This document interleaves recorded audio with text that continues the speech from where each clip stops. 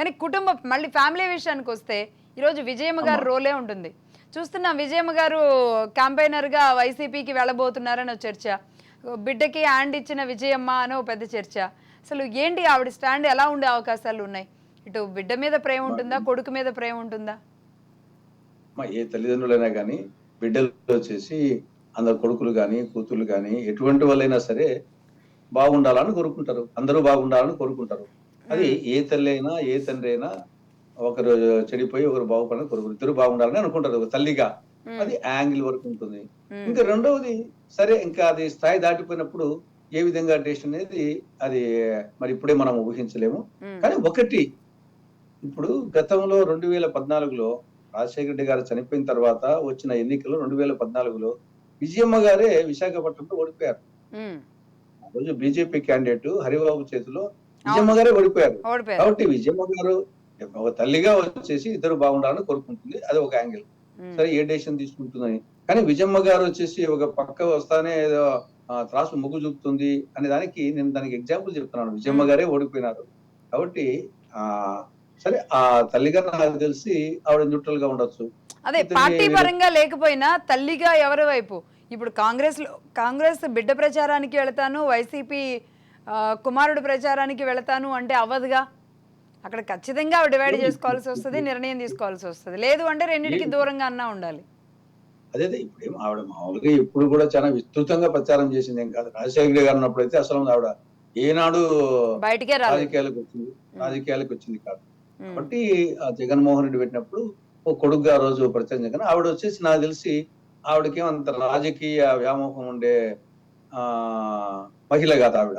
కాకపోతే ఈ నేపథ్యంలో వచ్చేసి వీలైనంత వరకు న్యూట్రల్ గా ఉంటుంది అనుకుంటున్నాను నేను. మొన్న నర్రెడ్డి సునీతారెడ్డి గారు, మొన్న మీరు కూడా ఉన్నట్టున్నారు ఇడుపులపాయలో, ఆవిడ కూడా వచ్చి షర్మిల గారిని కలిశారంటే, సరే అక్క చెల్లెలుగా కలిసి ఉండొచ్చు, అయినప్పటికీ కూడా చాలా పెద్ద చర్చ. సునీతారెడ్డి గారు కూడా ఈసారి రాజకీయాల్లోకి రాబోతున్నారు, లేదంటే ఆవిడ భర్త అయినా రాబోతున్నారు అనేది వచ్చే అవకాశాలు ఉన్నాయా అండి? అమ్మ మొన్న వచ్చి కలిసిపోయిన ఇడుపులపాయ ఎస్టేట్ లో నేను లేను, కానీ అక్కడ వచ్చింది వాస్తవమే. కానీ వాళ్ళు జనరల్ గా కలుస్తుంటారు, వాళ్ళు అక్క చెల్లెలు వచ్చేసి జనరల్ గా ఫ్రీక్వెంట్ గా కలుస్తుంటారు. ఈ లోపల వీళ్ళంతా ఒకే ఇంట్లో పెరిగారు అంటుంటారు కదా, ఇంక్లూడ్ భారతీ రెడ్డి గారితో సహా. చెన్నైలో వాళ్ళ విద్యాభ్యాసం అంతా చెన్నైలో ఆల్మోస్ట్ ఒకే ఇంట్లో ఆల్మోస్ట్ సమకాలికులు. కాబట్టి వాళ్ళు ఆల్మోస్ట్ పేరుతో పిలుచుకునే టైప్, నేను వచ్చేసి ఆ టైపు అంటే ఇద్దరు సమకాలీన వయసు కాబట్టి అది మామూలు ఎప్పుడు ఫ్రీక్వెంట్ గా కలుస్తుంటారు. తర్వాత వివేకానంద రెడ్డి గారి విషయంలో కూడా అది ఎంతో కొంత వచ్చేసి షర్మిలారెడ్డి గారు వచ్చేసేసి షర్మిలా పక్క వచ్చేసి ఈవెన్ సిబిఐ కూడా తన అభిప్రాయం పట్టినట్టు తెలుస్తుంది. కాబట్టి అది డెఫినెట్ గా వాళ్ళిద్దరి మధ్య మంచి అనుబంధం ఉంది. వాళ్ళిద్దరి మధ్య అంటే అదే ఆవిడకి సిబిఐ విషయంలో షర్మిలా గారు హెల్ప్ చేశారు కాబట్టి ఇప్పుడు ఈ పార్టీ విషయంలో సునీతారెడ్డి గారి ఫ్యామిలీ, వివేకానంద రెడ్డి గారి ఫ్యామిలీ షర్మిలాకి కనుక సపోర్ట్ చేస్తే కడపలో ఈక్వేషన్స్ మారుతాయంటారా? నాట్ ఓన్లీ కడప, ఏపీ అంతా కూడా ఈక్వేషన్స్ మారే అవకాశాలు ఉంటాయంటారా? అంటే ఈ ఇష్యూనే ఒక రకంగా 2019 ఎన్నికల్లో మేజర్ రోల్ అండి. గొడ్డలిపోట లేకపోతే కత్తిపోట, నారాసుర రక్త చరిత్ర అని చెప్పేసి టీడీపీ మీద ఆపాదించిన పరిస్థితి కూడా ఉంది. కాబట్టి మరి 2024కి ఇది ఈ ఇష్యూ, ఈ ఫ్యామిలీ, సునీతారెడ్డి గారి ఫ్యామిలీ, వివేకానంద రెడ్డి గారి ఫ్యామిలీ ఎటువైపు ఉంటే అటు జగన్మోహన్ రెడ్డి గారికి ప్లస్ మైనస్లన్నీ దాని మీద డిపెండ్ అయి ఉంటాయంటారా? డెఫినెట్ గా ఈ అంశం వచ్చేసి డెఫినెట్ గా వచ్చే ఎన్నికల్లో అది ప్రధానమైన అంశం అవుతుందమ్మా. ఎందుకంటే అది ఎవరో కాదు, వాళ్ళ చిన్నాన్న తర్వాత పులివెందులో హత్య గావించబడ్డాడు సొంత ఇంట్లో. అది కిరాతకంగా, ఘోరంగా అది జరిగి 5 ఏళ్ళు అయింది.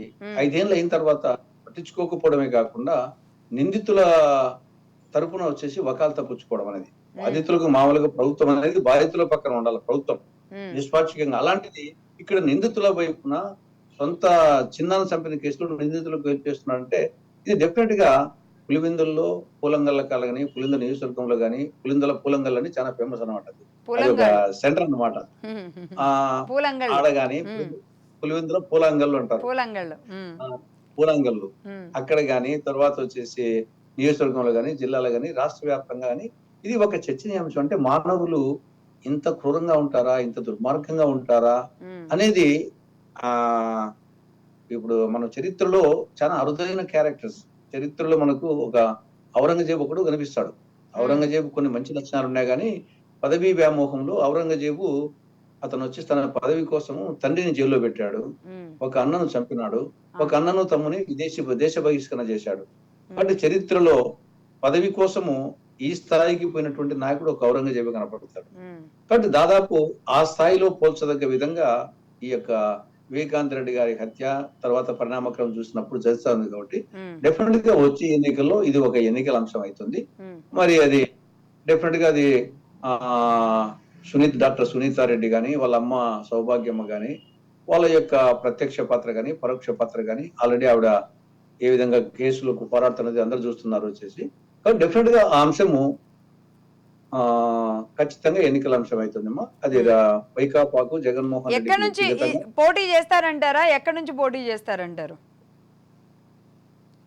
చూద్దామా. ఎందుకంటే ఇది ఖచ్చితంగా ఇది ఒక మంచి నిర్ణయం తీసుకోవడం జరుగుతుంది. ఇది ఉమ్. కొంచెము నన్నాలు అయినంత వరకు గుప్పెట్లో పెట్టుకుంటే, ఎందుకంటే పులివెందుల నన్న నుంచే పోటీ అలాగే చేస్తారంటారా? ఏమో పులివెందుల నుంచే చేసే ఏమో ఛాన్సెస్ ఉన్నాయా? ఏమో ఏమో పులివెందుల నుంచే షర్మిల గారు పోటీ చేస్తారంటారా? అది కొంచెం అదేమో గుప్పెట్లో పులిందల్లో కాంగ్రెస్ కంటెస్ట్ చేస్తుంది, దాంట్లో నో డౌట్. No doubt. కడపలో కాంగ్రెస్ కంటెస్ట్ చేస్తుంది. మొత్తం 25 లోక్సభ స్థానాల్లో 175 అసెంబ్లీ స్థానాల్లో ఒకవేళ ఇండియా కూటమిలో ఉండే పార్టీలు సిపిఎం సిపిఐ ఆపటువంటి వస్తే వాళ్ళు కూడా కొన్ని సీట్లు తీసుకుంటారు. లేదంటే మేము వచ్చేసి అన్ని సీట్లకు ఇండియా కూటమి తరఫున కానీ కాంగ్రెస్ తరఫున కానీ 175 అసెంబ్లీ స్థానాలకు 25 లోక్సభను కంటెస్ట్ చేయడం జరుగుతుంది. అది తప్పదు.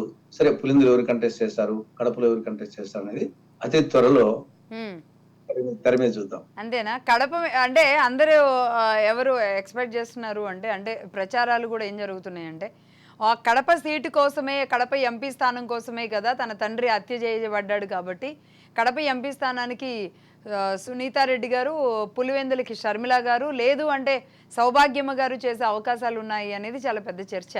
మరి అది ఎటవుతుందో. ఇంతకీ తులసిరెడ్డి గారు ఎక్కడి నుంచి పోటీ చేస్తున్నారు? నేను పోటీ చేయలేదమ్మా. నేను వచ్చేసి రాష్ట్ర వ్యాప్తంగా తిరుగుతాను. నేను పోటీ చేయడం లేదు. నేను అసెంబ్లీకి పోటీ చేయడం లేదు, పార్లమెంట్ కు పోటీ చేయడం స్టార్ లేదు. క్యాంపెయినర్ గా ఉంటారా? స్టార్ క్యాంపెయినర్ గా ఉంటాను. టికెట్ల బాధ్యత, సీనియర్ నాయకులుగా నేను అందరికి నా వరకు వచ్చేసి పార్టీకి ఎంతవరకు నేను ఉపయోగపడతానో, ఎంతవరకు హెల్ప్ చేయగలను అంతవరకు అన్ని విధాలుగా వచ్చేసి మనస వాచ కర్మన త్రికరణ శుద్ధిగా పార్టీ అధికారానికి వచ్చేదానికి, పార్టీ ప్రవృత్తికి కృషి చేస్తాను. నాకు ఏ పదవులు అవసరం లేదు. నేను హ్యాపీగా వచ్చేసి నేను ఈ మహాత్మా గాంధీకి ఏ పదవి ఉన్నదమ్మా? ఆయన భారత రాష్ట్రపతి కాకూడదా, లేకుంటే ప్రధానమంత్రి కాకూడదా? ఏం కాలేదే, ఆయన జాతిపిత. అదే తులసిరెడ్డి ఎప్పుడు అట్నే ఆలోచిస్తారు తప్ప పదవులు అనేది నేను పెద్దగా ఎప్పుడు పట్టించుకోను. లోక్నాయక్ జయప్రకాష్ నారాయణ జనతా పీరియడ్ అప్పుడు ఆయన కావాలంటే రాష్ట్రపతి ఉండేవాడు, లేకుంటే ప్రధానమంత్రి ఉండేవాడు, కానీ తీసుకోలేదే.